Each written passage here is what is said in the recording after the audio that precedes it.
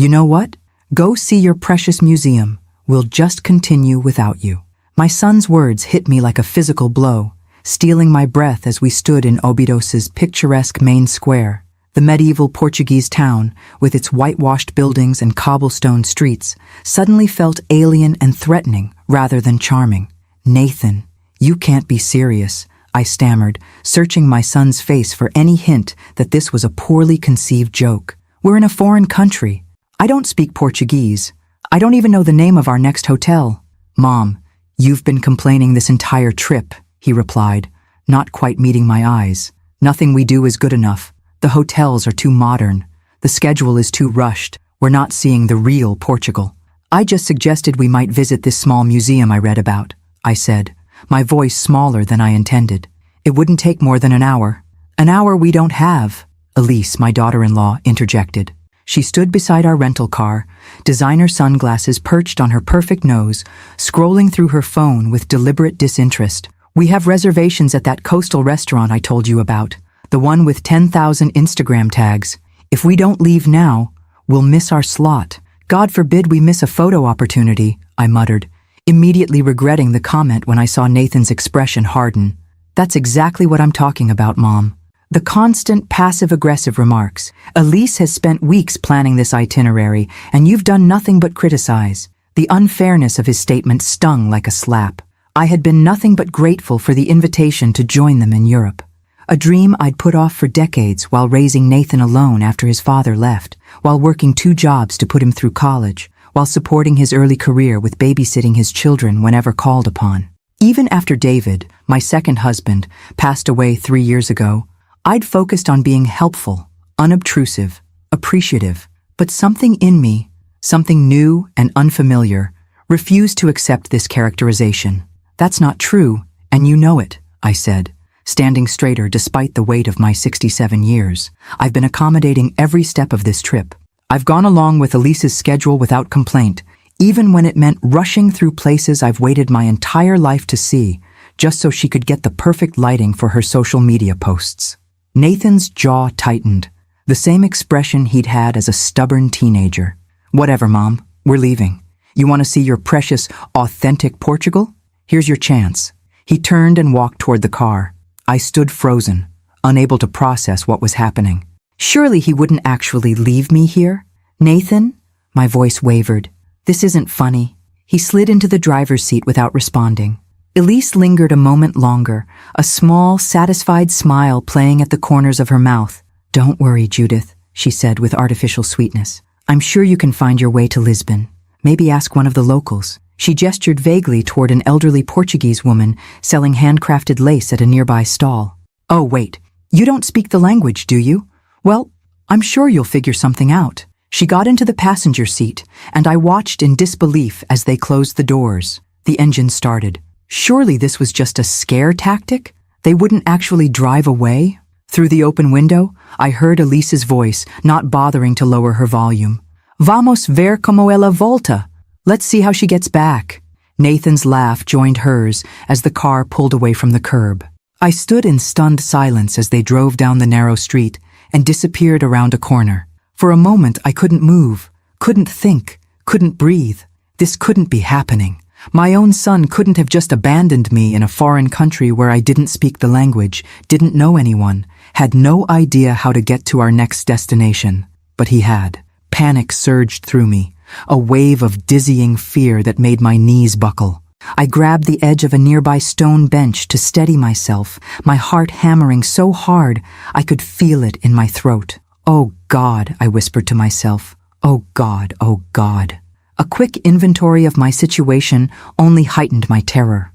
I had my purse with my passport, credit card, and about 200 euros in cash. I had my phone, but I'd been relying on Nathan's international data plan the entire trip. Without Wi-Fi, my phone was useless for maps, translation, or finding accommodations. I didn't even have my suitcase. It was in the trunk of the rental car, along with most of my clothing, medications, and toiletries. I sank onto the bench, trying to control my breathing as black spots danced at the edges of my vision. Don't pass out, I told myself sternly. Don't make things worse. A group of tourists passed by, laughing and taking photos, oblivious to my distress. The square continued its normal activity. Shopkeepers chatting with customers, a street musician playing guitar in a corner, children chasing pigeons across the cobblestones. The ordinariness of the scene contrasted sharply with the crisis engulfing me. What do I do now? The question looped in my mind, unanswerable and overwhelming. I pulled out my phone with trembling hands, hoping against hope that maybe, just maybe, I could connect to some public Wi-Fi. The screen showed no service, no data, no connection to the outside world. I could call Nathan, but my phone couldn't make international calls without a data connection. A text message appeared on my screen, sent just before they'd driven out of range. When you're done being difficult, let us know and we'll tell you how to get to Lisbon. The casual cruelty of it brought tears to my eyes. I was not being difficult. I was a 67-year-old woman who had simply wanted to visit a museum instead of rushing to another Instagram-worthy location. And for that, I'd been abandoned in a strange town where I couldn't even ask for help. I looked around the square, truly seeing it for the first time through my fear. It was mid-afternoon, the sun still high and warm. The town was small. I could probably walk its entirety in less than an hour. Surely there would be a hotel, a police station, someone who spoke English. With effort, I forced myself to stand, to take a deep breath, to think logically through my panic. The first step was finding someone who could help me, someone who spoke English, a hotel concierge perhaps, or a tour guide. As I gathered my courage to approach one of the shopkeepers, my eye caught a small sign in a cafe window, free Wi-Fi, a lifeline. If I could get online, I could find accommodations, look up transportation options, maybe even book a taxi to take me to Lisbon. I walked to the cafe on unsteady legs, pushing open the door with more force than necessary. Inside, the space was cool and dim after the bright sunlight, the air fragrant with coffee and pastries. A few tables were occupied by tourists and locals, most staring at their phones or engaged in quiet conversation. Posso ajudar? The young man behind the counter greeted me with a smile. I'm sorry, I don't speak Portuguese, I said, my voice thin with stress. Do you speak English? His smile faltered slightly. Little English, yes. Wi-Fi? I pointed to the sign in the window. Password? Ah, SIM. He brightened, understanding. He pointed to a chalkboard behind the counter where the Wi-Fi name and password were written.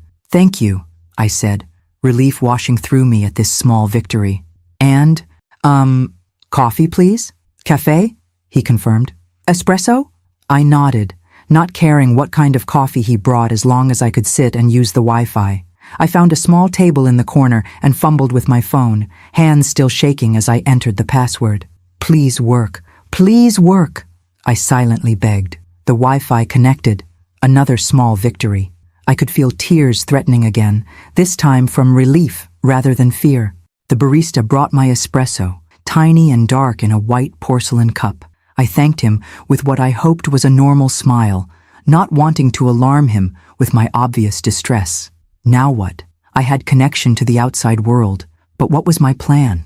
Call Nathan and beg him to come back for me? Try to find my own way to Lisbon? Look for a hotel here in Óbidos for the night? Each option seemed impossible in its own way. The humiliation of calling Nathan after he'd so deliberately abandoned me was almost unbearable to contemplate. Finding my way to Lisbon, a city I'd never visited, over 80 kilometers away, seemed overwhelming in my current state. And staying here meant admitting that I was truly on my own, that my son had actually left me behind with no intention of returning promptly. I sipped the espresso, its bitterness matching my thoughts. 3 years of widowhood had taught me self-reliance in many ways, but nothing had prepared me for this kind of abandonment.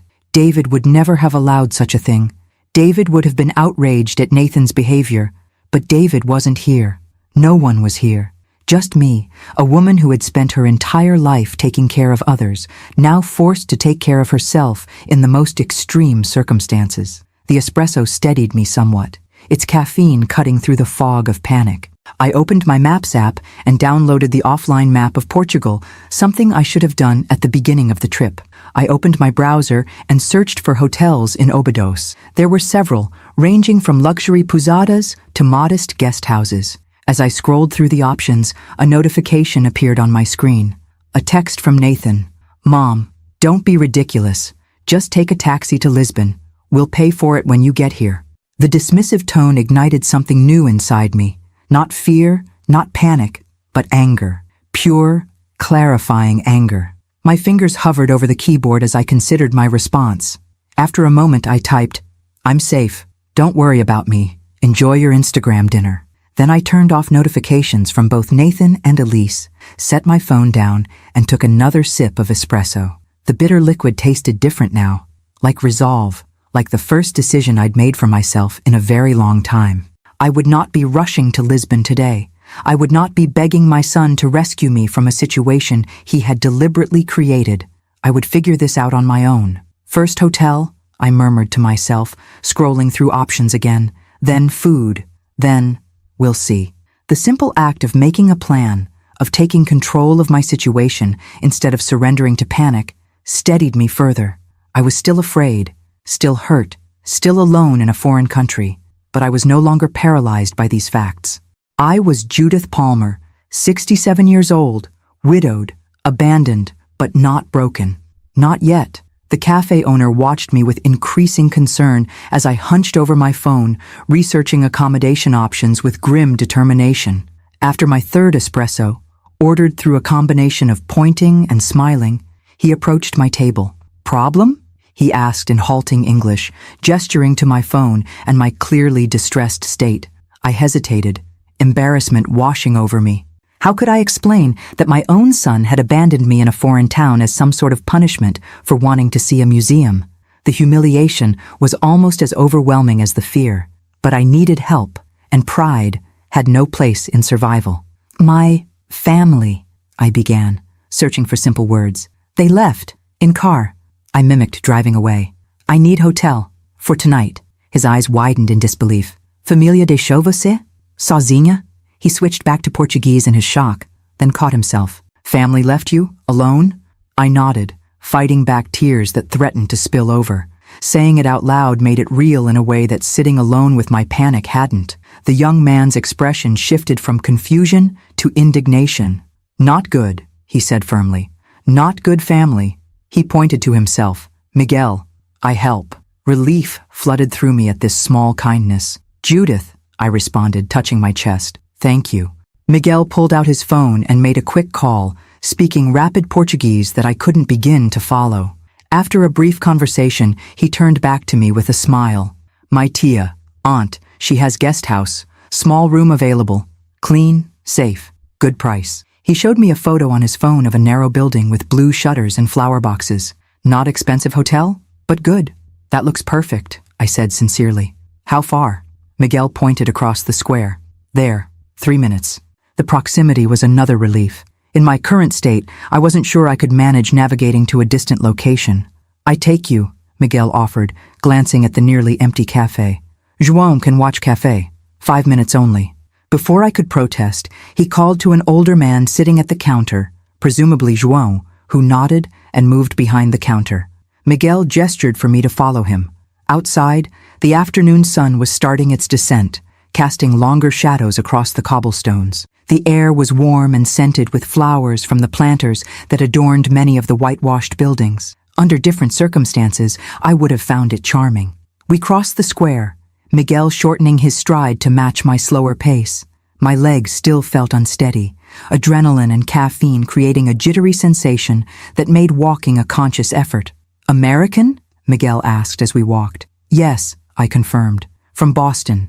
"Ah, Boston," he grinned. "Celtics, Red Sox." Despite everything, I found myself smiling at his enthusiasm. "Yes, exactly." "Why family leave you?" he asked, his direct question catching me off guard. I sighed. How to explain the complex dynamics that had led to this moment? "Disagreement," I said simply. "They were angry. They left." Miguel shook his head disapprovingly. "Not good. Family not leave old mother." He immediately looked horrified at his own words. "Sorry, not old, not old." Under different circumstances, his mortification might have been comical. "It's okay," I assured him. "I am old, and you're right. Family shouldn't leave anyone." We arrived at a narrow building that matched the photo he'd shown me. A hand-painted sign reading Casa de Maria hung beside the door. Miguel knocked, and moments later, The door was opened by a woman in her early 60s with salt and pepper hair pulled back in a practical bun. She wore a simple blue dress with a white apron and had the same warm eyes as Miguel. "Tia Maria," Miguel said. "This is Judith, from Boston." He added something in Portuguese, presumably explaining my situation. Maria's expression transformed from polite inquiry to outrage as Miguel spoke. She responded rapidly in Portuguese, her hands gesturing emphatically. I caught the word familia several times, always accompanied by a disapproving shake of her head. "My aunt says welcome," Miguel translated, considerably editing what had clearly been a much longer tirade. "She has room, €60 with breakfast." It was more than I'd planned to spend on a night's accommodation when I'd budgeted for this trip, but given my circumstances, it seemed miraculous to have found anything at all. "That's perfect," I said gratefully, reaching for my wallet. "Thank you both so much." Miguel waved away my thanks. "I go back to cafe now. Tia will help you." He pointed to Maria with a smile. "She speak better English than me." After he left, Maria showed me to a small room on the second floor. It was simple, but immaculate, with a wrought iron bed, crisp white linens, and a window overlooking a tiny courtyard filled with potted lemon trees. The bathroom was compact, but spotlessly clean, with a shower, toilet, and pedestal sink. "Is good?" Maria asked, watching my face anxiously. "It's lovely," I assured her. "Perfect." She nodded, satisfied. "You hungry? Thirsty?" The question made me realize I hadn't eaten since breakfast. With all the panic and confusion, hunger had been the least of my concerns. But now that she mentioned it, my stomach felt hollow. "Yes, actually. Is there somewhere nearby I could get dinner?" Maria made a dismissive gesture. "I make dinner. Simple, but good. You rest now. Dinner at 7. She pointed to a small desk in the corner where an electric kettle sat with some tea bags and instant coffee packets. "Tea, coffee, help yourself." Before I could protest that she didn't need to feed me, she had left, closing the door softly behind her. Alone in the quiet room, I sank onto the bed, the events of the day crashing over me like a wave. My own son had abandoned me in a foreign country. I was in a stranger's home, in a town I'd never planned to stay in. I had no luggage, just the clothes I was wearing and whatever was in my purse. The absurdity of the situation struck me suddenly, and to my surprise, a laugh bubbled up, slightly hysterical, but a laugh nonetheless. If my students could see their proper organized history teacher now, I'd always been the one with contingency plans, the one who brought extra band-aids and rain ponchos on field trips, the one who had backup lessons prepared in case the projector failed. Now here I was, completely adrift, dependent on the kindness of strangers. I kicked off my shoes and lay back on the bed, staring at the ceiling. Exhaustion washed over me, the adrenaline that had kept me functioning finally ebbing away. My eyelids grew heavy, and despite the unfamiliar surroundings, despite the trauma of the day, sleep claimed me within minutes. I woke to soft knocking and Maria's voice calling, "Senora Palmer? Dinner ready." Disoriented, I sat up quickly, momentarily confused by the unfamiliar room. Then reality crashed back. Nathan, the abandonment, Miguel, Maria's guest house. "Coming," I called, my voice hoarse with sleep. I hurried to the small bathroom to splash water on my face and smooth my silver-streaked hair. The face that looked back at me from the mirror was pale and drawn, with dark circles under the eyes. I pinched my cheeks to bring some color back and straightened my rumpled clothing as best I could. Downstairs, Maria had set a small table in the courtyard with a checkered cloth, a carafe of red wine, and a dish of olives. The lemon trees were strung with small white lights that cast a gentle glow in the gathering dusk. "Better?" she asked, studying my face. "After sleep?" "Much better," I said, managing a genuine smile. "Thank you for all of this. It's very kind." She waved away my thanks. "Not kind. Normal. Human." She gestured for me to sit. "Eat now. Tomorrow we make plan." Tomorrow.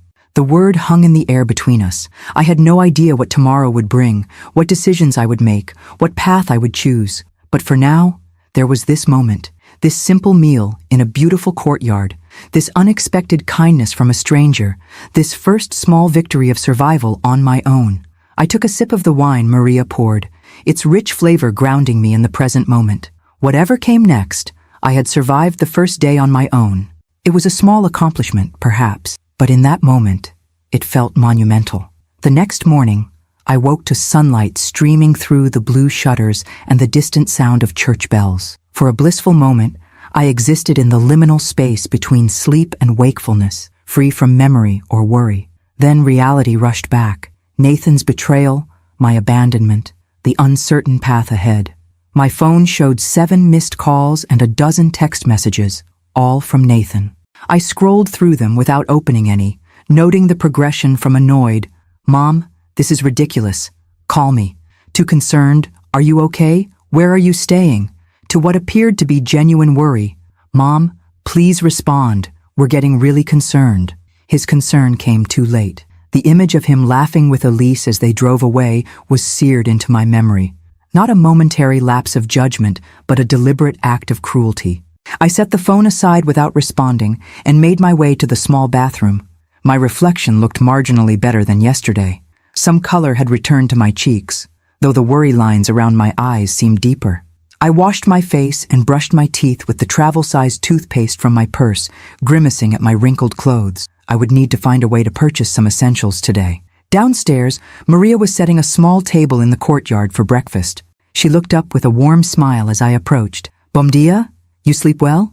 "Very well, thank you," I replied, taking the seat she indicated. "I can't thank you enough for your kindness yesterday." She waved away my gratitude as she poured rich, dark coffee into a small cup. "So, what is your plan today?" The direct question caught me off guard. I had been so focused on surviving yesterday that I hadn't thought beyond finding a safe place to sleep. I'm not sure," I admitted. "I need to buy some clothes and toiletries. My suitcase was in my son's car." Maria nodded thoughtfully. "Óbidos has few shops for tourists, but in Caldas da Rainha, 15 minutes by bus, you find everything. Department stores, pharmacies." She studied my face. "But first, you must decide. You go to Lisbon to find your son, or you stay." The question hung in the air between us. The logical choice was clear. Go to Lisbon, reunite with Nathan, finish the planned vacation despite the tension, return to Boston as scheduled, and resume my quiet life of occasional babysitting and solitary dinners. Yet something in me rebelled against this sensible path. The memory of Nathan's callous laughter as they drove away, of Elise's smug satisfaction at my predicament, made my stomach clench. "I don't know," I said finally. "I need to think." Maria nodded, her expression free of judgment. "Think while you eat. Fresh bread, local cheese, eggs from my sister's chickens." The simple breakfast was delicious, the coffee strong and reviving. As I ate, I found my thoughts clearing. The panic of yesterday had receded, replaced by a simmering anger and, more surprisingly, a tentative sense of possibility. What if I didn't go to Lisbon? What if, instead of chasing after my ungrateful son, I charted my own course? The idea was both terrifying and exhilarating. I had my passport, credit card, and some cash. I was in good health. I spoke no Portuguese, but could manage basic English communication. I had no pressing responsibilities back home. No pets to feed, no plants to water, no appointments that couldn't be rescheduled. What I didn't have was courage. Or did I? Hadn't I already survived being abandoned in a foreign country? Hadn't I found accommodation, food, even a moment of connection in this lovely courtyard? "There is bus to Caldas at 10:30, Maria said, interrupting my thoughts. "If you want to buy things, I can show you where to catch it." I checked my watch. 9:15. "That would be very helpful, thank you." "And your son?" she asked gently. "You will call him?" I sighed, the weight of maternal obligation pressing against my newfound resolve. "I should at least let him know I'm safe." Maria nodded approvingly. "Yes, let him worry a little. Not too much. Then decide what you want." What I want, the phrase echoed in my mind. When was the last time I had truly considered what I wanted, independent of others' needs or expectations? After breakfast, I composed a brief text to Nathan. "I am safe and have found accommodation in Óbidos. Taking time to think about next steps. We'll be in touch." His response came immediately. "Thank God. We were about to call the embassy. Where are you staying? We'll come get you right away." No apology. No acknowledgement of what they'd done. Just the assumption that I would fall back into line, grateful for their rescue. I typed back, "No need. I'm fine where I am." Then, after a moment's hesitation, I added, "What you did was cruel and dangerous. I need some time." I turned off the phone before I could see his response, unwilling to let his reaction influence my next decisions. Maria walked me to the bus stop, pointing out landmarks along the way so I could find my way back. Bus returns every hour until 8 p.m., she explained. Last stop is in front of the market. You cannot miss it. The bus was nearly empty when it arrived. Just a few elderly locals and a young couple with backpacks who appeared to be Australian or New Zealand tourists. I paid the driver with cash, relieved that this simple transaction required no Portuguese on my part. As the bus wound its way through the Portuguese countryside, I pressed my forehead against the cool glass of the window, watching olive groves and vineyards pass by. For the first time since Nathan had driven away, I felt something like peace settle over me. Not happiness exactly, but a curious lightness, the absence of obligations, of explanations, of accommodating others' preferences at the expense of my own. Caldas da Rainha turned out to be a charming small city with a bustling central market and shops lining the main streets. I located a department store where I purchased 2 changes of clothes, underwear, and a small bag to carry them.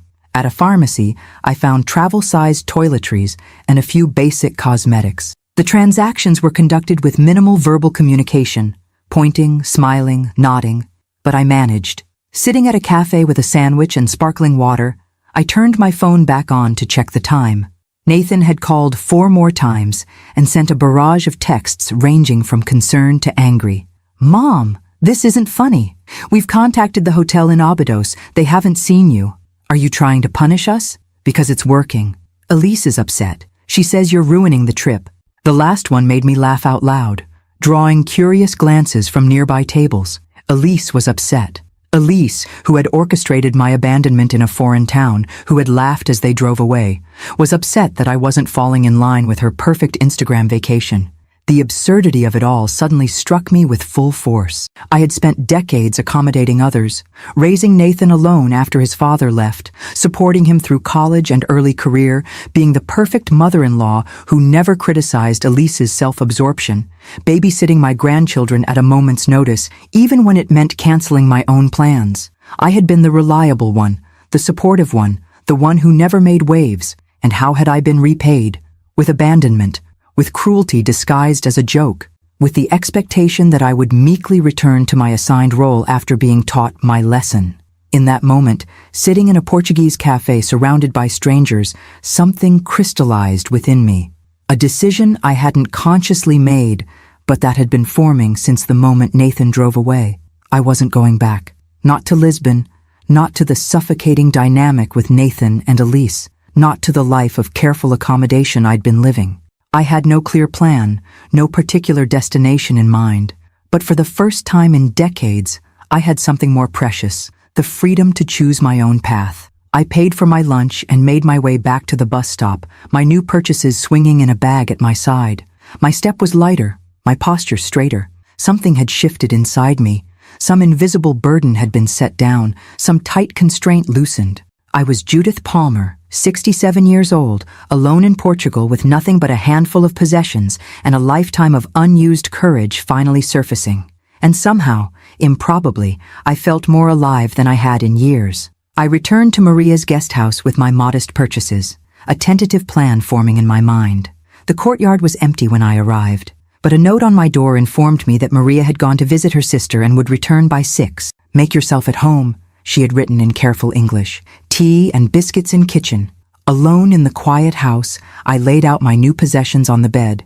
2 simple cotton dresses, underwear, a light cardigan, toiletries, and a small crossbody bag, large enough for essentials, but easier to manage than my regular purse. Not much, but enough to give me mobility and options. I showered, washing away the last traces of yesterday's panic, along with the dust of travel. The hot water soothed muscles I hadn't realized were tense, and by the time I emerged, wrapped in a thin towel provided by Maria, I felt somehow renewed, not just physically clean, but mentally clearer.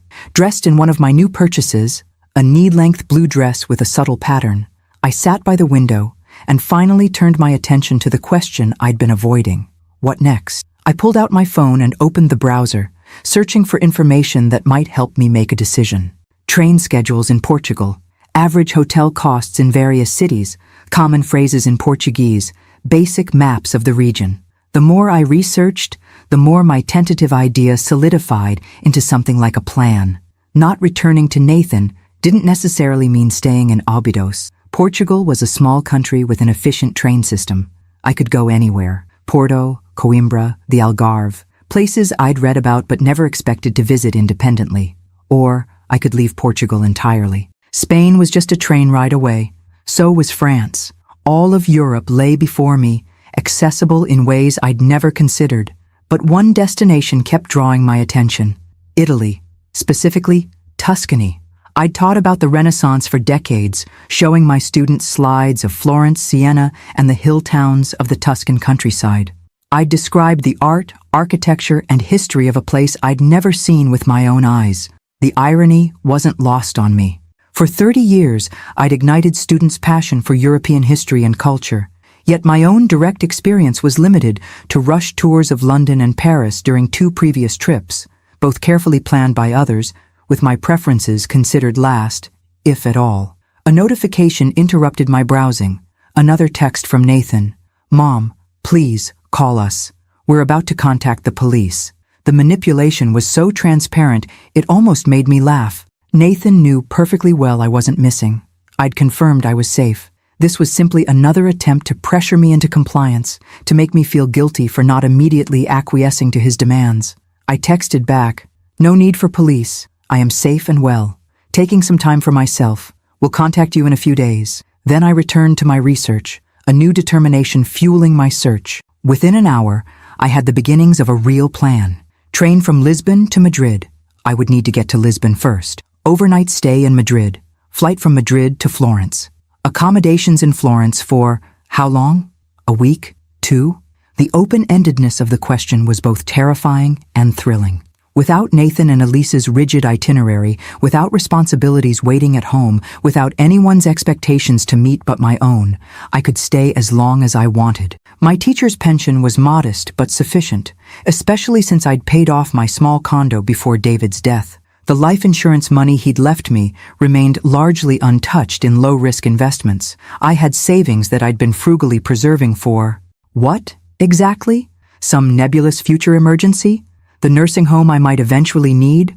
What if instead I used some of those carefully hoarded resources to finally live? The thought sent a shiver of rebellion through me, a delicious, forbidden feeling that reminded me of being 16 and cutting school to go to a protest march, my first and only act of teenage defiance. I was so absorbed in my planning that I didn't hear Maria return until she knocked gently at my open door. "You look different," she observed, studying my face with a slight smile. "More, como se diz, settled?" "I've made a decision," I told her, surprising myself with the certainty in my voice. "I'm not going back to my son." Maria nodded, unsurprised. "Good. He doesn't deserve you back. Not yet." "Not just that," I clarified. "I'm going to Italy, to Florence." Her eyebrows rose. "Firenze? Alone?" "Yes," I said, the word both terrifying and liberating. "I've taught about Renaissance art and history for 30 years. I've always wanted to see it properly, not rushed through in a guided tour." "Brave," Maria said, genuine admiration in her voice. "Very brave." Was it brave or merely reckless? At 67, with no Italian language skills and no previous solo travel experience, was I setting myself up for disaster? But then, what was the alternative? Return to Nathan and Elise, tail between my legs, grateful for their magnanimous forgiveness. Resume my carefully circumscribed life in Boston, waiting for occasional visits from grandchildren whose parents had shown such casual cruelty? No. Whatever risks lay ahead, they paled in comparison to the certainty of regret if I retreated now. "I'll need to get to Lisbon," I said, thinking aloud, "for the train to Madrid." "João, my brother, drives to Lisbon tomorrow," Maria offered. "For business. He can take you. No problem." The simplicity of this solution nearly brought tears to my eyes. "That would be wonderful. I can pay him, of course." Maria waved this away. "Family price. Very cheap." She hesitated, then added, "You will tell your son? Where you go?" I considered the question carefully. Part of me wanted to disappear without a trace, to let Nathan wonder and worry as punishment for his abandonment.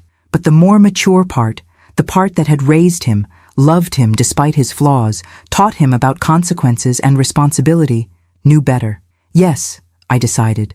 Not the details, but enough that he knows I'm safe, that this is my choice. Maria nodded approvingly. Good. Not for him, for you. Clean conscience. After she left to prepare dinner, I composed a final message to Nathan. I've decided to continue traveling on my own for a while. I am safe and have everything I need. This is my choice, not a cry for help or an attempt to punish you. I need time and space to think about what happened and what it means for our relationship. I'll be in touch when I'm ready. Please respect my decision. I hesitated over the send button, a lifetime of maternal accommodation making me doubt my resolve. Then I remembered his laughter as they drove away, leaving me alone and afraid in a foreign country. I pressed send, then turned off notifications from both Nathan and Elise. Whatever guilt-inducing, manipulative responses they might send, I didn't need to see them. Not now, when my newfound courage felt so fragile, so tentative. That evening, I joined Maria and her brother João for dinner in the courtyard. The simple meal of grilled fish, roasted vegetables, and local wine was more satisfying than any of the expensive restaurants Nathan and Elise had chosen for our authentic Portuguese experience. João, a barrel-chested man in his early 70s with a booming laugh and twinkling eyes, agreed readily to drive me to Lisbon the next day. I leave at 8:30, he said, in accented but clear English. Perfect time to avoid traffic. You will be in Lisbon before lunch. As darkness fell and the small white lights strung among the lemon trees cast a gentle glow over the courtyard, I felt a curious sense of peace settle over me. Tomorrow I would leave this unexpected sanctuary. Tomorrow I would truly strike out on my own.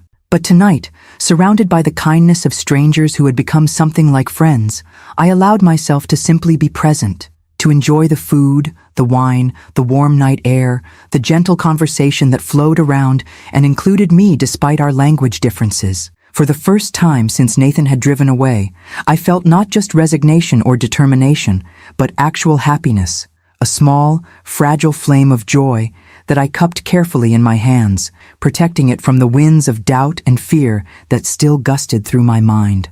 I was leaving tomorrow, not returning, but departing, a distinction that felt profoundly meaningful as I sipped my wine and listened to the night sounds of Óbidos filtering through the ancient stone walls. The morning dawned clear and warm, a perfect late spring day in Portugal.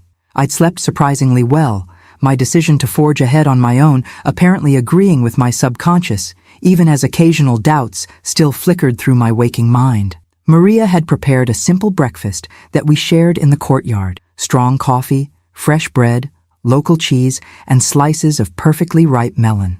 João arrived as we were finishing, declining coffee, but accepting a glass of fresh orange juice. Ready for adventure? He asked me with a wink as he helped carry my modest possessions to his car, a well-maintained older model Peugeot parked on a side street near the guest house. As ready as I'll ever be, I replied, surprised to find it was true. The paralyzing fear of 2 days ago had receded, replaced by a nervous excitement I hadn't felt in decades. Saying goodbye to Maria was unexpectedly emotional. This woman who had been a stranger just 48 hours ago had become something like a friend, a lifeline thrown when I was drowning in panic and uncertainty. Obrigada, I said, using one of the few Portuguese words I'd learned, for everything. De nada, she replied, embracing me warmly. You will be fine. You are stronger than you know. As João navigated the narrow streets of Óbidos, I looked back at the medieval walls that had witnessed my abandonment and subsequent rebirth. In just 2 days, this small town had transformed from the site of my humiliation to the launching pad for an adventure I'd never imagined possible. Where in Lisbon you go? João asked as we joined the main highway heading south. The train station, Santa Apollonia, I told him. I'd booked a ticket on the overnight train to Madrid, departing at 9:30 that evening. The long gap between our arrival in Lisbon and my train's departure would give me time to explore the city at my own pace, no rushing from one photo opportunity to the next, no checking my watch to ensure I wasn't holding everyone up. Ah, you take train? João nodded approvingly. Good way to see country. Where you go? Madrid first, then Florence, I explained. Firenze. His face lit up. Beautiful city. Many years ago, I visit with my wife, before she die. I'm sorry, I said automatically. About your wife. He shrugged, acceptance evident in the gesture. 10 years now. Life continue. He glanced at me, You also lose husband? 3 years ago, I confirmed. Heart attack. João nodded, a moment of understanding passing between us, that peculiar fellowship of those who have watched loved ones slip away, who have rebuilt lives around absences. And now, new adventure, he said, his tone lightening. Never too late, yes? Yes, I agreed, the simple affirmation feeling like a promise to myself. Never too late. The drive to Lisbon took just under 2 hours, during which João proved to be excellent company, pointing out landmarks, sharing stories about growing up in Portugal during the dictatorship, asking thoughtful questions about my life in Boston. Unlike the stilted, careful conversations I'd grown accustomed to since David's death, where friends and family seemed afraid to say the wrong thing, to remind me of my loss, this exchange flowed naturally, touching on grief, but not dwelling there. When we reached the train station, João insisted on helping me inside and making sure I understood where to store my bag and how to find my platform later. His kindness, like Maria's, was offered without expectation or judgment, a simple human connection that asked nothing beyond itself. Boa viagem, he said as we parted, his weathered hands clasping mine briefly. Good journey. Thank you, I replied, meaning it in ways that went beyond the ride he'd provided, for everything. After he left, I stored my small bag in a locker and set out to explore Lisbon with no particular agenda beyond absorbing the city at my own pace. The freedom was intoxicating. I wandered narrow streets in the Alfama district, pausing whenever something caught my eye. An elaborately tiled facade, a small shop selling handcrafted items, a cafe with a view that demanded lingering. At one such cafe, perched on a hill with the Tagus River glittering below, I ordered espresso and a pastry, then pulled out my phone for the first time that day. I'd turned notifications back on, curious despite myself about Nathan's response to my declaration of independence. There were several messages, their tone evolving from anger, "This is incredibly selfish, Mom," to concern, "Are you really okay on your own?" to something approaching contrition. "I know what we did was wrong, but please don't punish us like this." The latest, sent just an hour ago, seemed almost resigned.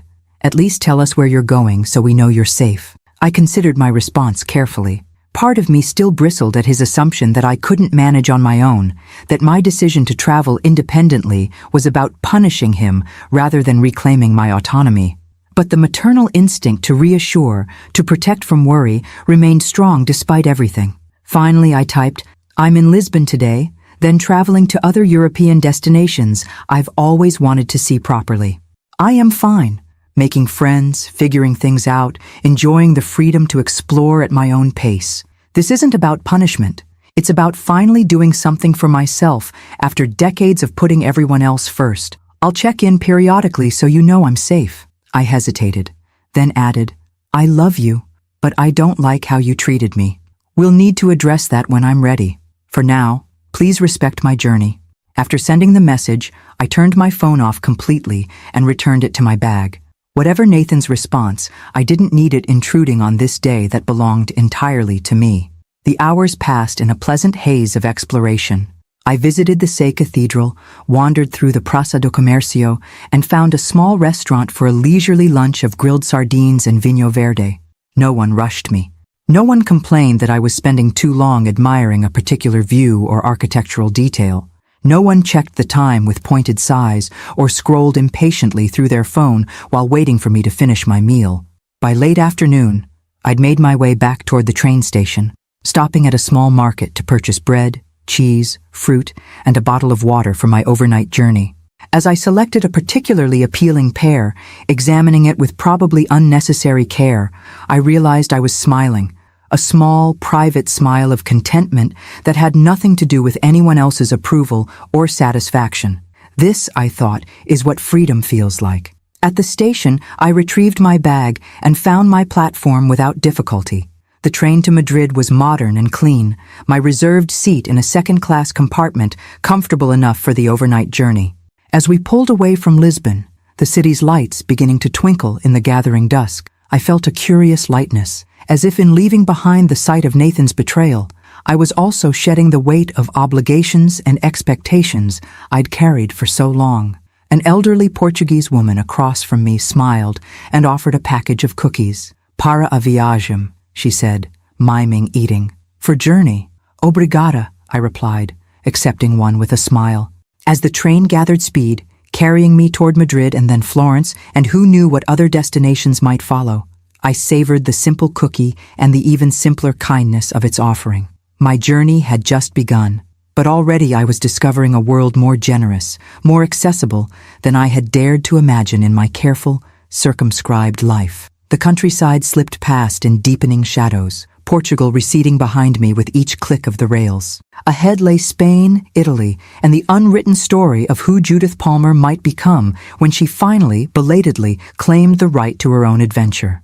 Madrid arrived in a blur of early morning light and the hustle of commuters at Atocha station. I'd slept surprisingly well on the train, lulled by the rhythmic clacking of wheels on rails and the gentle rocking of the carriage. Now, disembarking with my small bag and rumpled clothes, I felt a curious blend of exhaustion and exhilaration. I navigated the station with relative ease, following signs to the metro and purchasing a ticket with my rudimentary Spanish, another language I'd taught about but never properly learned. The ticket agent's rapid-fire response lost me completely, but his pointing finger provided sufficient direction. My flight to Florence wasn't until late afternoon, giving me several hours to explore Madrid. I found a cafe near the station for breakfast, ordering café con leche tostada with more confidence than I felt. When the waiter responded with a barrage of Spanish, I simply smiled and nodded, ending up with exactly what I'd wanted, plus a small glass of fresh orange juice. Small victories, I thought, sipping the perfectly made coffee. 2 days ago, ordering in a foreign cafe would have seemed an insurmountable challenge. Now it was merely the first of many small hurdles I would clear on this journey. After breakfast, I stored my bag in a station locker and set out to explore. With no agenda beyond absorbing the city, I wandered from the grandeur of Plaza Mayor to the elegant gardens of Retiro Park, pausing whenever something caught my interest. I purchased a small sketchbook and pencil from a stationery shop, surprising myself by sitting on a park bench and attempting to capture the scene before me. Children playing near a fountain, elderly men engaged in animated conversation, a young couple lost in each other's eyes. The drawing was amateurish at best, but the act of creating it, of truly seeing my surroundings rather than merely glancing at them, felt profoundly satisfying. When had I last drawn anything? Not since college, certainly, where I'd taken art history courses that required visual analysis through sketching. Somewhere along the way, that small pleasure had been set aside, deemed frivolous or time-consuming in a life increasingly defined by efficiency and obligation. Muy bonito, commented an elderly man who paused near my bench, nodding toward my sketch. Gracias, I replied, feeling my cheeks warm at the unexpected attention. No es muy bueno. He shook his head, disagreeing with my self-deprecation.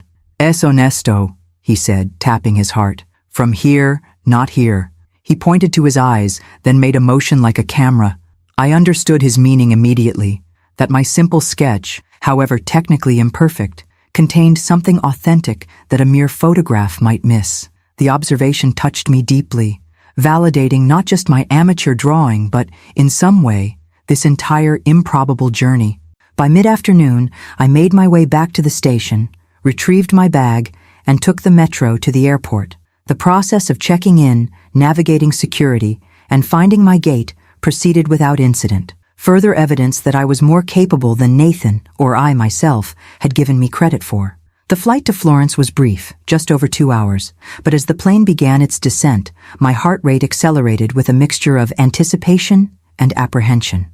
This was it, the city I'd taught about for decades, the epicenter of Renaissance art and architecture, the place whose history I knew intimately, but whose reality I had never experienced. And I was arriving alone, without reservations beyond the first 2 nights at a small hotel I'd booked from Madrid, without a guided tour or a detailed itinerary, without even a command of the language beyond a handful of phrases gleaned from an app I'd downloaded in the airport. What was I thinking? The question reverberated as I collected my bag and followed signs toward ground transportation. The exhaustion of travel was catching up with me, along with a rising tide of self-doubt. I was 67 years old, alone in a foreign country where I didn't speak the language, with no concrete plans beyond a couple of nights' accommodation. Was this adventure or merely foolishness? Signora, you need taxi? The question came from a middle-aged man in a neatly pressed uniform, standing near the exit with a clipboard. "Yes, please," I replied, relief washing over me at this small assistance. "Hotel Alessandra on Borgo Santi Apostoli." He nodded, making a note on his clipboard. "Very good hotel, in historic center. Follow me, please." I trailed him to a line of waiting taxis, where he spoke rapidly to a driver before opening the rear door for me, with a small flourish. "Enjoy Firenze, signora. Most beautiful city in world." The drive from Florence's small airport to the historic center took about 25 minutes, during which I pressed my face to the window like an eager child, drinking in my first glimpses of the city I described to countless students over the years. The late afternoon light bathed ancient buildings in a golden glow that softened their edges and heightened their majesty. When we crossed the Arno River, the iconic Ponte Vecchio visible just downstream, tears sprang unexpectedly to my eyes. I was here. I was actually here, seeing with my own eyes what I'd only known through photographs and art history texts. The taxi navigated increasingly narrow streets before stopping in front of a modest entrance with a small brass plaque reading Hotel Alessandra. The driver helped me with my bag and pointed to an intercom beside the door. "Ring for reception," he explained. "They send elevator for you." I thanked him, paid the fare plus a small tip, and watched as he drove away, leaving me standing alone on a Florentine street as the evening shadows lengthened. For a moment, panic threatened, the same overwhelming fear I'd felt when Nathan drove away in Portugal. But I breathed deeply and pressed the intercom button. "Buonasera, Hotel Alessandra," a cheerful female voice responded. "Hello," I said. "I have a reservation, Judith Palmer." "Ah, Signora Palmer, yes, we expect you. Come up, please." A buzzer sounded, and I pushed open the heavy door to find a tiny elevator, really just a converted dumbwaiter, waiting to carry me to the hotel lobby on the 3rd floor. The ancient contraption creaked alarmingly as it ascended, but delivered me safely to a reception area that was as warm and welcoming as it was modest. "Benvenuta a Firenze," greeted a smiling young woman behind the desk. "Welcome to Florence, Signora Palmer. We are very happy to have you with us." The genuine warmth in her welcome brought another unexpected wave of emotion. I was tired, disoriented, still questioning my own judgment in embarking on this journey. But I was here, in Florence, being welcomed as if my arrival was not merely expected, but celebrated. "Thank you," I managed, blinking back tears. "I'm very happy to be here." After checking in, I was shown to a small but charming room with a window overlooking a narrow street. The furnishings were simple: a double bed with a wrought iron frame, a small desk, a wardrobe, an ensuite bathroom barely large enough to turn around in. But everything was immaculately clean and thoughtfully arranged. "Breakfast is served from 7 to 10, the receptionist explained. "And please, if you need any assistance with tours, reservations, anything at all, just ask at the desk. We are here to help." When she left, I sank onto the bed, the enormity of what I had done finally catching up with me. I had traveled from Portugal to Spain to Italy, navigating trains, planes, and taxis with nothing but my wits and determination. I was in Florence, a city I had longed to see for as long as I could remember, answerable to no one but myself. The realization was overwhelming. I lay back on the bed, not even bothering to remove my shoes, and let the tears come. Not tears of fear or regret, but of something more complex and ultimately liberating. Relief, perhaps, or validation, or simply the release of tension after days of running on adrenaline and newfound courage. As twilight deepened into night outside my window, I drifted into sleep still fully clothed. The sounds of a Florentine evening, distant conversations, the occasional scooter, church bells marking the hour, forming a gentle lullaby for my first night in the city of my dreams. I woke to sunlight streaming through gauzy curtains and the distant sound of church bells. For a moment, I lay disoriented, unsure of where I was or how I'd gotten there. Then memory flooded back. The abandonment in Portugal, the decision to travel independently, the journey to Florence. Florence. I was in Florence. I sat up quickly, suddenly wide awake despite having slept in my clothes. A glance at my watch showed it was just past 7, early enough that I had the entire day ahead of me to begin exploring the city I'd taught about for decades but never seen. After a quick shower and change into one of my 2 dresses, I made my way down to the hotel's small breakfast room. A modest buffet offered fresh pastries, fruit, yogurt, and coffee. I filled a plate and took a seat by the window, watching the street below come to life as shopkeepers raised awnings and cafes set out tables. First time in Florence? The question came from an American woman about my age who was seated at a nearby table. Yes, I admitted. Though I've taught Renaissance art and history for 40 years, it feels surreal to finally be here. A teacher. How wonderful. She introduced herself as Margaret, a retired librarian from Chicago traveling with her sister, who was still sleeping. You must have quite a list of things you want to see. Too many for the short time I have, I replied, though in truth I hadn't set any fixed departure date. The open-endedness of my journey still felt both terrifying and exhilarating. Well, if you'd like some company today, Susan and I are visiting the Uffizi this morning. You're welcome to join us. The invitation was tempting, the prospect of friendly, English-speaking companions as I navigated my first day in Florence, but something held me back. I had just escaped one travel situation where others determined the pace and priorities. Did I want to immediately align myself with new companions, however pleasant? That's very kind, I said carefully, but I think I need to experience this first day on my own. Maybe another time? Margaret nodded, understanding in her eyes. Of course. Sometimes solitude is the best way to really see a place. She scribbled on a napkin and handed it to me. Here's my email if you change your mind or want to meet up later in your stay. I tucked the napkin into my purse, genuinely touched by the gesture. Thank you.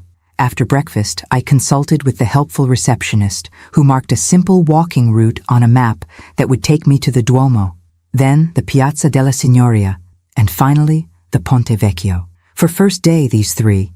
Very good introduction to Firenze, she assured me. Tomorrow, perhaps museums. I can help with reservations. Armed with my map, a bottle of water, and a sense of wonder, I set out into the Florentine morning. The narrow streets opened occasionally into small piazzas, each with its own character. A neighborhood church, a tiny market, a cluster of cafes. I walked slowly, absorbing details I would have missed if rushed. The intricate ironwork on balconies, shrines to the Madonna tucked into corners of buildings, the play of light and shadow across centuries-old facades. When I turned a corner and suddenly saw the Duomo rising before me, I gasped audibly. No photograph had prepared me for the sheer scale and intricacy of Brunelleschi's dome and the multicolored marble facade.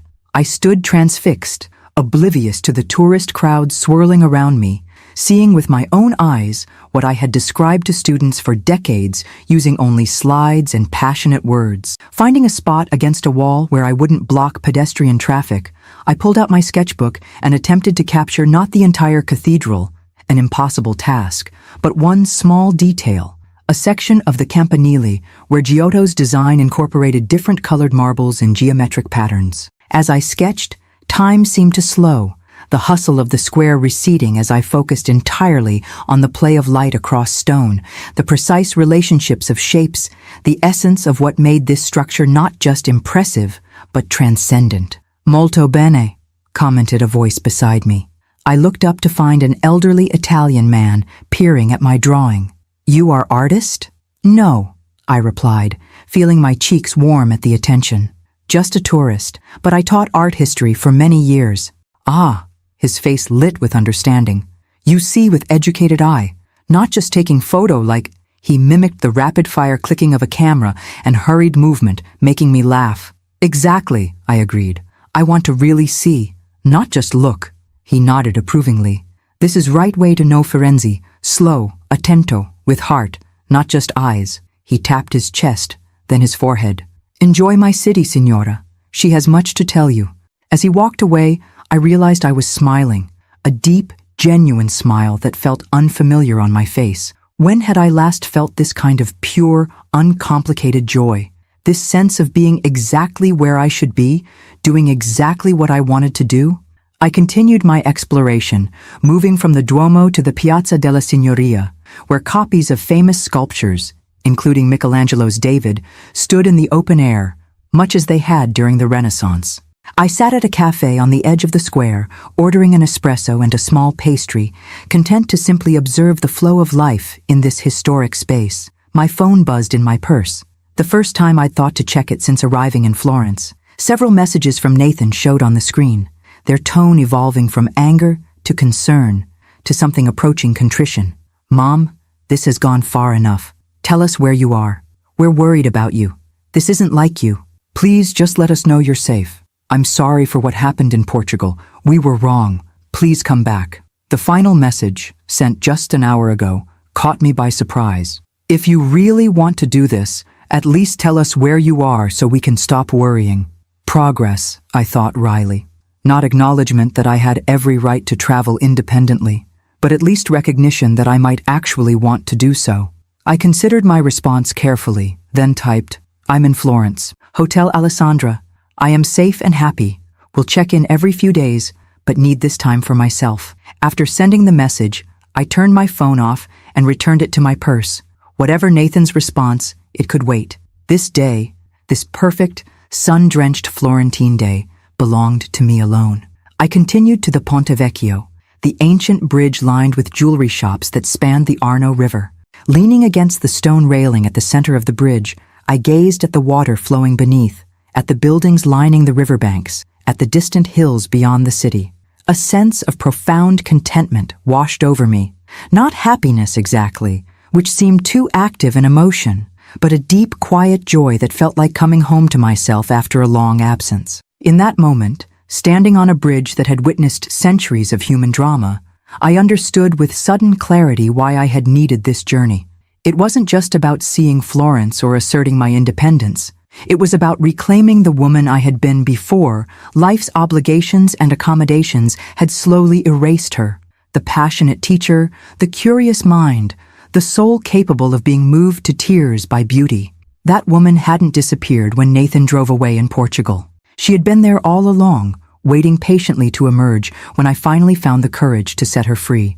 Days melted into a week, then two, as Florence wrapped me in its Renaissance embrace. I fell into a rhythm that felt both novel and natural. Early mornings spent at quiet cafes with my sketchbook, days exploring museums and churches at my own deliberate pace, evenings watching the sunset from different vantage points around the city. I'd moved from the Hotel Alessandra to a small apartment I'd found through the receptionist's cousin, a tiny but charming space in a 16th century building near Santo Spirito, across the Arno in the less touristy Oltrarno district. The rental was month to month, a flexibility that suited my still undefined plans. My apartment had a minuscule kitchen where I learned to prepare simple Italian meals from ingredients purchased at the neighborhood mercato. The daily ritual of selecting fresh produce, practicing my growing Italian vocabulary with patient vendors, and carrying my treasures home in a woven market bag became one of my unexpected pleasures. I'd settled into a pattern of checking my phone every few days, sending brief updates to Nathan, still in Florence, visited the Uffizi today, all is well, and occasionally responding to Susan's increasingly infrequent inquiries about when I might return to Boston. The urgency of these communications had diminished as weeks passed, and it became clear that I was neither in danger nor having a nervous breakdown, just choosing a different path than expected.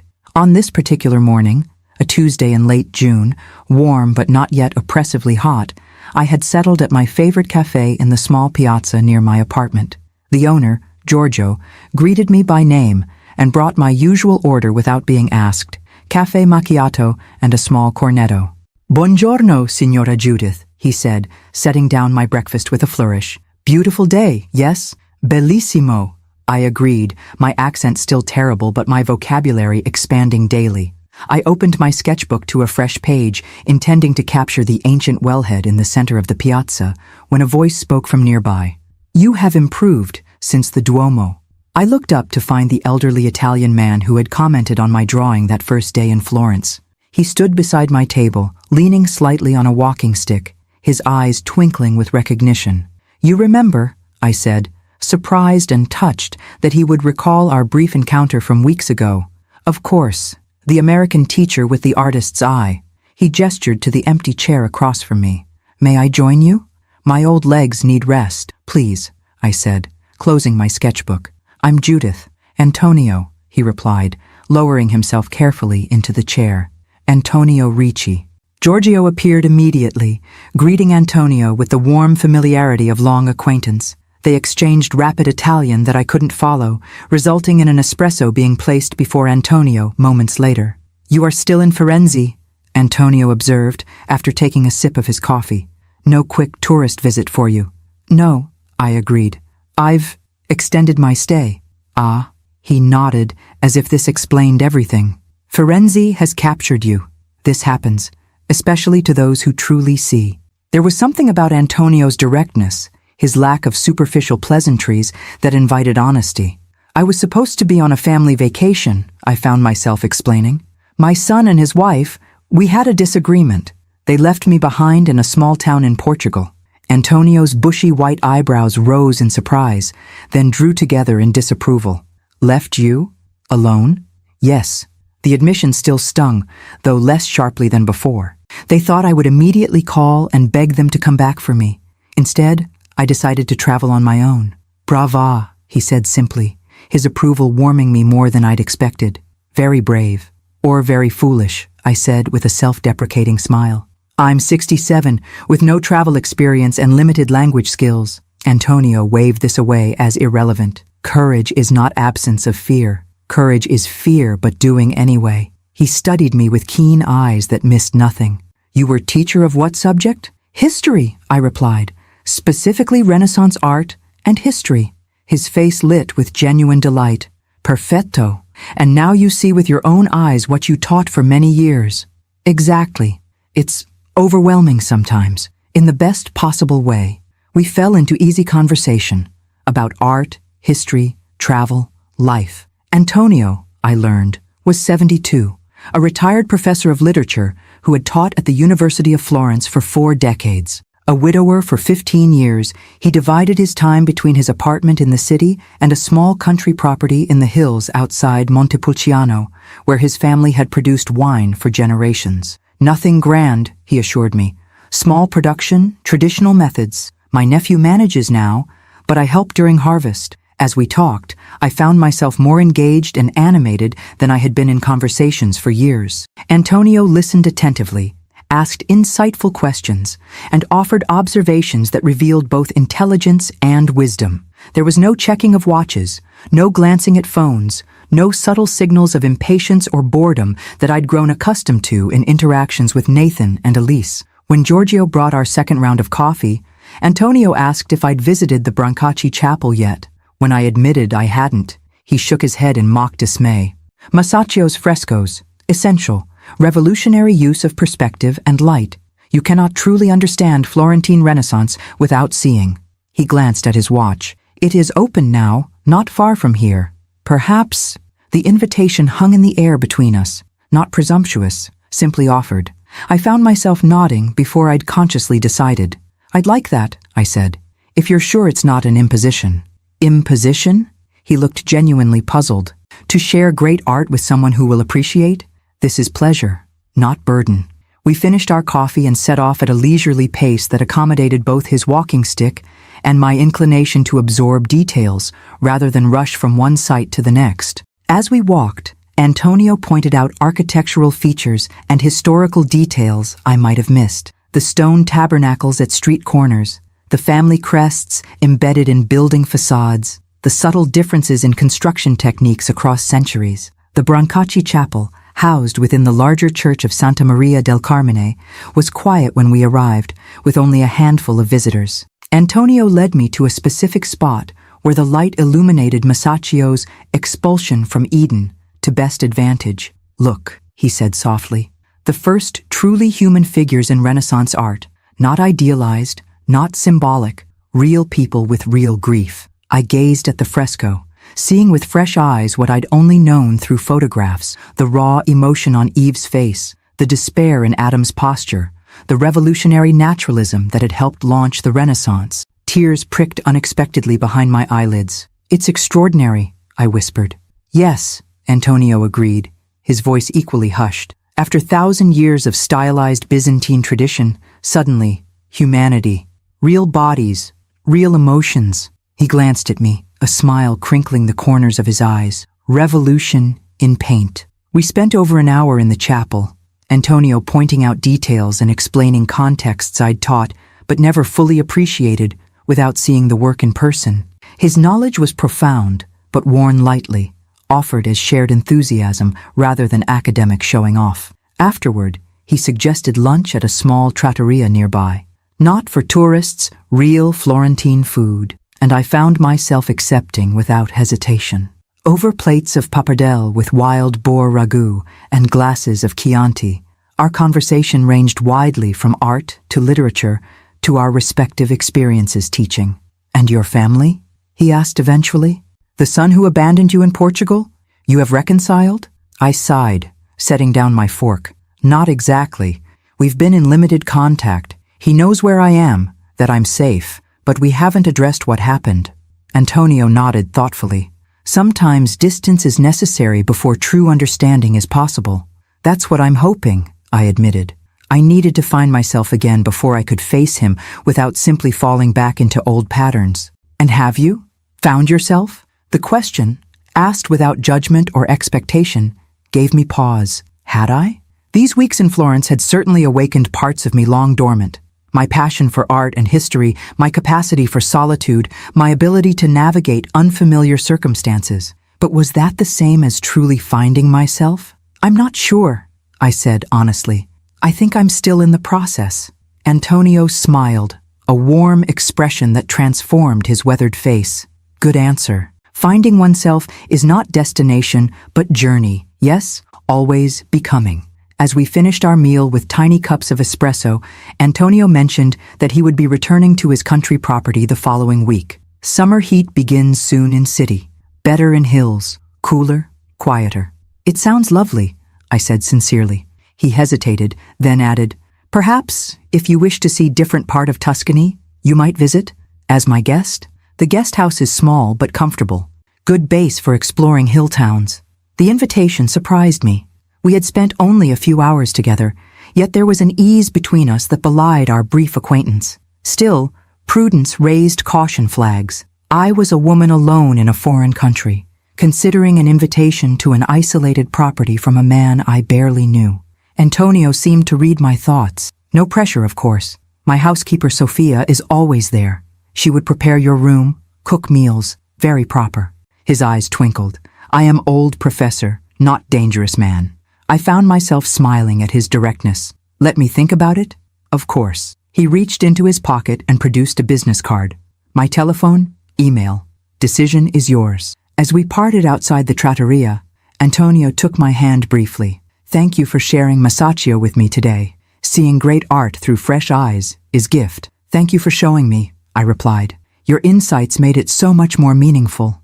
Walking back to my apartment in the golden afternoon light, I turned the unexpected invitation over in my mind. The countryside around Montepulciano was indeed supposed to be spectacular, and I had considered exploring beyond Florence eventually. But was I ready to accept such an invitation? To trust not only Antonio, whose integrity I sensed but couldn't prove, but also my own judgment, so recently shaken by Nathan's betrayal? I slipped Antonio's card into my purse, neither accepting nor rejecting the possibility it represented. Like so much on this journey, the decision didn't need to be made immediately.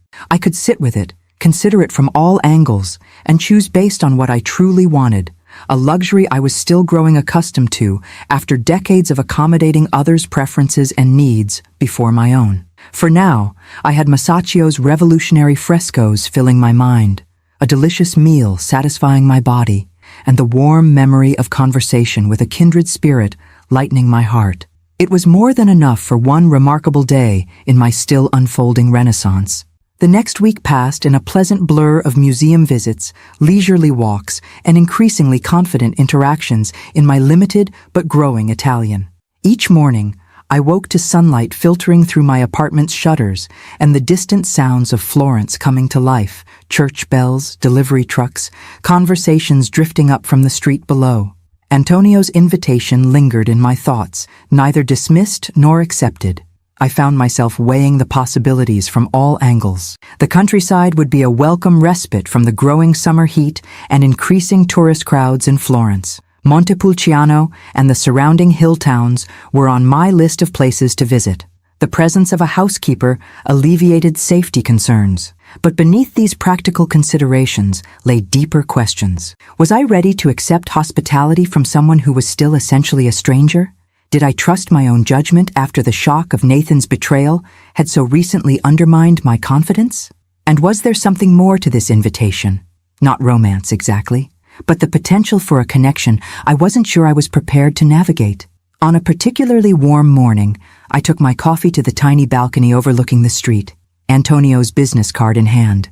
The elegant simplicity of the cream-colored card with its embossed lettering seemed to reflect the man himself, refined without pretension, traditional, yet unpretentious. My phone buzzed inside the apartment, the distinctive pattern I'd assigned to Nathan's calls. I sighed, setting down my coffee to retrieve it. Our communications had settled into a pattern. Brief text updates from me every few days, occasional calls from him that I sometimes answered, sometimes didn't, depending on my emotional reserves. Today, I decided to answer. "Hello, Nathan." "Mom." His voice held equal parts relief and wariness. "I was beginning to think you were avoiding my calls." "Sometimes I am," I admitted, a frankness that would have been impossible before Portugal. "Sometimes I need space." He was silent a moment, absorbing this uncharacteristic directness. "How are you?" he finally asked, his tone softer. "I'm well. Very well, actually." I returned to the balcony, phone in hand. "Florence agrees with me. You've been there almost a month now." An edge of judgment crept into his voice. "Don't you think it's time to—" "To what?" I interrupted, surprising us both. "Time to come home? Time to return to my proper place? Time to pretend nothing happened?" Another silence, longer this time. When he spoke again, his voice had lost its certainty. I was going to say, "Time to let us know your plans," but I hear how that sounds now. Progress, I thought. Small, but real. "I don't have specific plans, Nathan." I watched an elderly Italian woman carefully selecting tomatoes at the small grocery across the street, the mundane scene suddenly precious in its ordinariness. That's part of what I'm enjoying, the freedom to decide day by day what I want to do. "That doesn't sound like you," he said, a hint of accusation in his tone. "Maybe it doesn't sound like the mother you knew," I acknowledged, "but perhaps it sounds exactly like the woman I really am, or am becoming." "Mom," he hesitated, clearly struggling. "What happened in Portugal? Elise and I, we were wrong. We've talked about it a lot since then. It was cruel and dangerous, and I'm deeply ashamed."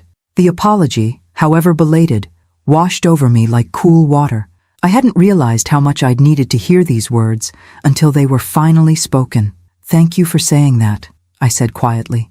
"It means a great deal to me." "I want to make it right," he continued. "Tell me how to make it right." The simplicity of his request touched me, but I recognized the pattern. Nathan wanting a clear path to absolution, a defined task that would restore the status quo and relieve his guilt. "It's not that simple," I told him gently. "What happened in Portugal revealed something fundamental about our relationship, about how you see me, and how I've allowed myself to be seen. That can't be fixed with a single gesture or apology." "Then what do you want from me?" A flash of the old impatience colored his question. "Time," I said simply. "Space to figure out who I am, apart from being your mother. And eventually, when I'm ready, a conversation about building a new relationship based on mutual respect rather than obligation and accommodation." "And when will that be?" he pressed. "When will you be ready?" "I don't know yet," I admitted. "But I will come home, Nathan. Just not yet." After we hung up, I sat on the balcony for a long time, turning our conversation over in my mind. Nathan's apology had been genuine, I believed, but his expectation that we could quickly resolve 3 decades of unhealthy dynamics revealed how much work still lay ahead. My gaze fell on Antonio's card, still in my hand. Perhaps what I needed now was not a return to the familiar, but a further step into the unknown, not running away from the past, but moving deliberately toward a future of my own choosing. Decision made, I picked up my phone again and dialed the number on the card. Antonio answered on the 3rd ring, his voice warm with pleased surprise when I identified myself. "Judith, I hoped you might call. I've been considering your invitation," I said, suddenly nervous despite my resolution. "To visit Montepulciano." "Yes?" The single word carried a wealth of patient inquiry. "I'd like to accept, if the offer still stands." "Of course it stands." His enthusiasm was palpable, even through the phone. "When would you like to come?" "I leave Florence tomorrow, but any time after is good." We settled on the following weekend, giving me time to wrap up my affairs in Florence. informing my landlady, deciding which few possessions to bring and which to leave behind, making a final visit to my favorite museums and cafes. Antonio would send a car to bring me to the property, he insisted. Driving in countryside can be confusing for visitors. My nephew Luca will come for you. Very reliable, excellent English. After arranging the details, we chatted briefly about the weather. Growing hotter in Florence, pleasantly warm in the hills, the tourist situation, increasingly crowded in the city, more manageable in smaller towns, and my continued exploration of the city, a previously undiscovered Botticelli, in a small church near my apartment. As we prepared to hang up, Antonio said something that caught me by surprise. "I am glad you called, Judith. Not everyone recognizes opportunity for new chapter when it appears." The simple observation stayed with me as I began preparations for this next phase of my journey. A new chapter. That's exactly what this was. Not an ending, not an escape, but the deliberate turning of a page to see what might be written next. The next few days passed in a flurry of small tasks and farewell rituals. I had coffee one last time with Giorgio, who insisted on gifting me a small bag of his special roast. "For morning coffee and countryside," he explained with a wink, "so you don't forget Firenze." I visited my favorite museums for final, lingering looks at works that had become like friends. Botticelli's Birth of Venus, Michelangelo's David, Fra Angelico's Serene Annunciation frescoes. In each case, I allowed myself to simply absorb their beauty without the pressure to memorize or analyze that had characterized my first visits. On my last evening in Florence, I walked to the Piazzale Michelangelo, climbing the steps to the panoramic terrace that offered sweeping views of the city. The setting sun bathed the Renaissance cityscape in golden light, the Duomo's distinctive dome, and Giotto's campanile rising above the sea of terracotta roofs like beacons from another time. As I gazed at the city that had sheltered and transformed me, I felt a profound sense of gratitude wash over me. I had arrived in Florence broken and uncertain, still reeling from betrayal and abandonment. I would leave whole and resolute, not because Florence had healed me, but because it had provided the space and beauty in which I could heal myself. I sent a final text to Nathan before going to bed that night. "Moving on to the Tuscan countryside for a while. We'll have limited cell service, but we'll check messages every few days. All is well." His response came quickly. "Countryside sounds nice. Stay safe. We miss you." The "we" gave me pause. Nathan speaking for himself and Elise, assuming a unity of feeling that I doubted existed. But I appreciated the sentiment nonetheless, the acknowledgement that my absence left a space in their lives, however inconvenient or uncomfortable. In the morning, I packed my few belongings into the small bag I'd purchased in Madrid, what felt like a lifetime ago. Looking around the tiny apartment that had been my home for nearly a month, I felt a bittersweet pang of departure. But unlike my hurried exit from Portugal, this leaving was deliberate, chosen, part of a journey rather than an escape. Luca arrived precisely at the agreed time, a handsome man in his early 30s with Antonio's eyes and an easy smile. He loaded my bag into the trunk of a well-maintained Alfa Romeo and opened the passenger door with a flourish. "Welcome, Signora Palmer. My uncle has spoken highly of you. I am to deliver you safely to La Colombaya." "La Colombaya," I repeated, unfamiliar with the term. "The Dovecote," he translated. "It is the name of our family property, for the old tower where doves once nested." He grinned. "Now it holds wine, not birds." As we drove out of Florence, I watched the city recede in the side mirror, its spires and domes gradually giving way to the gentler landscape of the Tuscan countryside. Ahead lay rolling hills covered with vineyards and olive groves, cypress trees standing like sentinels along winding roads, medieval hill towns crowning distant rises. I had no idea what awaited me at La Colombaya, what this next chapter might contain. But as the countryside unfolded before me in all its sun-drenched glory, I felt a sense of anticipation rather than anxiety, of opening rather than closing. Whatever came next, I would meet it as this new version of myself, a woman who had discovered, at 67, that it was never too late to begin again. The drive from Florence to Montepulciano took just under 2 hours, winding through the heart of Tuscany on roads that alternated between modern highways and narrow country lanes. Luca proved to be an excellent companion. informative without being intrusive, pointing out landmarks and sharing bits of local history while also allowing comfortable silences when the scenery demanded quiet appreciation.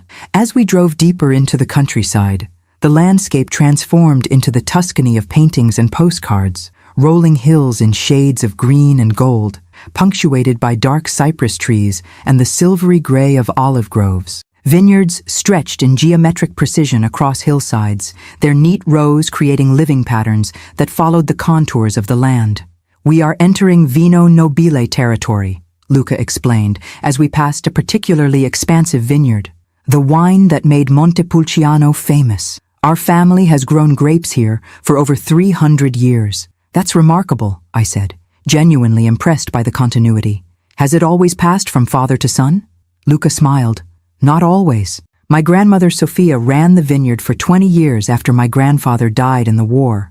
The locals thought it scandalous at first, a woman making decisions about pruning and harvest, but she produced some of our finest vintages." His pride in this female ancestor was evident, and I found myself warming to him even more. "She sounds formidable." "Terrifying," he agreed with a laugh, "but also wise. She understood that tradition matters, but must sometimes bend to survive." The road began to climb, and suddenly a medieval hill town appeared ahead, its stone buildings clustered atop a ridge like a crown. "Montepulciano," Luca announced, "one of the highest towns in Tuscany. We'll pass through on our way to La Colombaia." The town was a marvel of medieval and Renaissance architecture, narrow, winding streets opening unexpectedly into graceful piazzas, imposing palazzi alongside humble stone houses, all surrounded by ancient walls that had once protected against Florentine and Sienese armies. "We must bring you back for a proper visit," Luca said as we navigated the tight streets. The cathedral, the wine cellars built into the rock beneath the town, the views from the main square, all worth seeing. Beyond Montepulciano, we descended into a valley of breathtaking beauty before turning onto a gravel road that wound upward again through olive groves and vineyards. After about 10 minutes, we crested a hill and La Colombaia came into view. My first impression was one of harmonious integration with the landscape. Unlike the grand villas I'd occasionally glimpsed from the road, this was a working property that had evolved organically over centuries. The main house, a 2-story stone structure with a terracotta roof and green shutters, was adjoined by a square tower that presumably gave the property its name. Several outbuildings surrounded a central courtyard, and vineyards stretched away on the southern slope. "It's beautiful," I said, meaning it sincerely. "So perfectly Tuscan."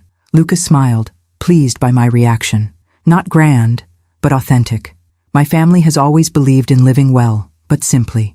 As we pulled into the courtyard, Antonio emerged from the main house, a broad smile lighting his face. He wore casual clothes, light cotton trousers and a short-sleeved shirt that somehow looked elegant on his tall, lean frame.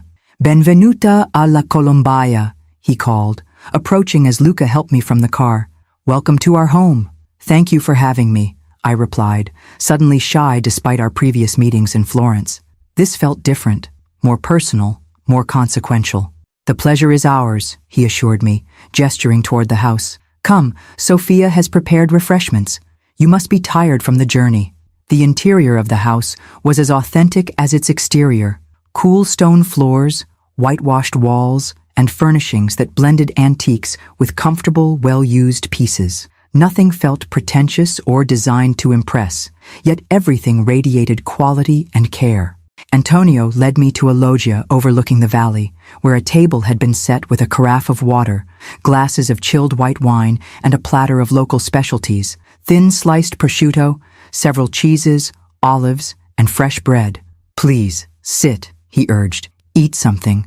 The air here gives appetite." As if on cue, a short, round woman with silver-streaked black hair bustled onto the loggia, her face creased in a welcoming smile. "Ah, Sophia," Antonio said. "This is our guest, Signora Palmer from America."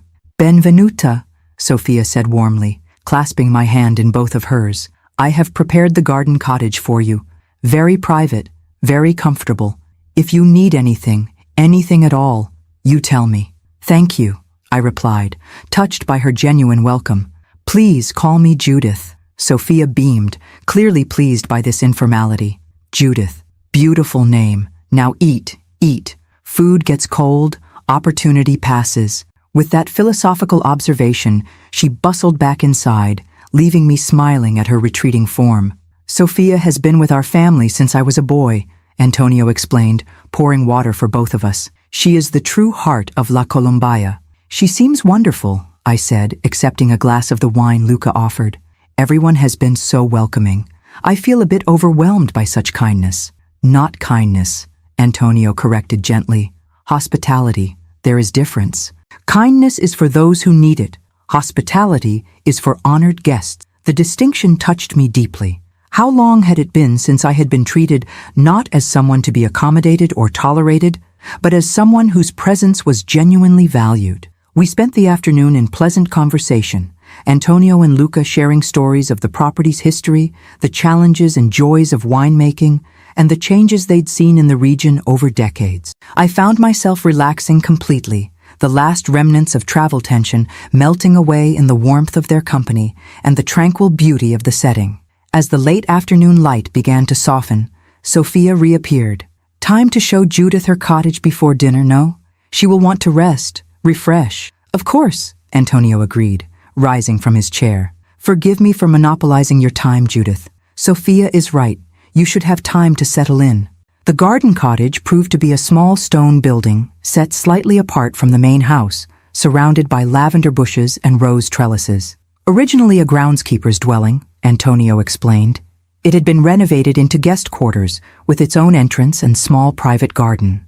Inside, the space was compact but thoughtfully designed.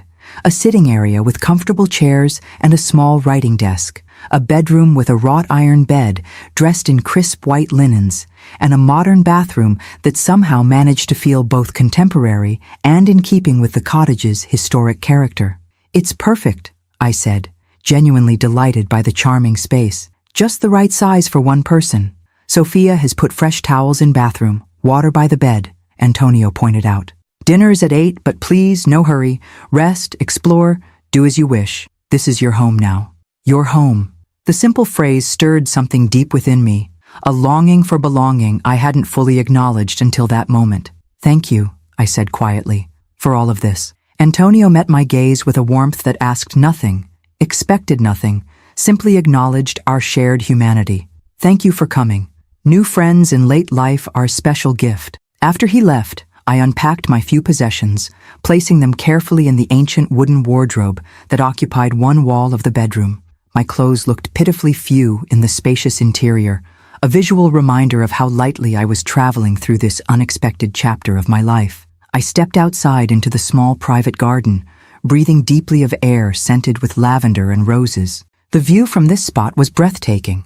Rolling hills stretching to distant mountains, vineyards catching the late afternoon light, a medieval church tower visible on a far ridge. Settling onto a weathered stone bench, I pulled out my phone, planning to send a brief update to Nathan. To my surprise, there was no signal, not even a single bar. I recalled Antonio mentioning limited cell service, but I hadn't anticipated complete disconnection. Instead of anxiety, I felt an unexpected lightness, a reprieve from obligation, from the weight of others' expectations and concerns. For the first time since Portugal, I was truly unreachable. Whatever was happening in Boston, in Nathan and Elisa's world, in my former life, would continue without my knowledge or intervention. Just for now, just for this moment, I could simply be here, fully present in this beautiful place, this unforeseen juncture in my journey. The dinner bell rang as the sun began its descent behind the distant hills, calling me back to the main house. As I walked the lavender-lined path, I felt a profound sense of rightness. Not that everything was resolved or perfect, but that I was exactly where I needed to be in this moment. Whatever came next, with Nathan, with my life in Boston, with this unexpected friendship with Antonio, would unfold in its own time. For now, there was this evening, this meal, this continuing discovery of who Judith Palmer might be when freed from the constraints of others' expectations. The woman who had been abandoned in Portugal was gone, transformed by courage and circumstance into someone new, someone who had learned that endings could become beginnings, that loss could open doors to unexpected gifts, that it was never too late to start again. As I entered the warm light spilling from the house, I stepped not just into dinner, but into the next chapter of a story still being written, my own. If you like my story, please like and share it.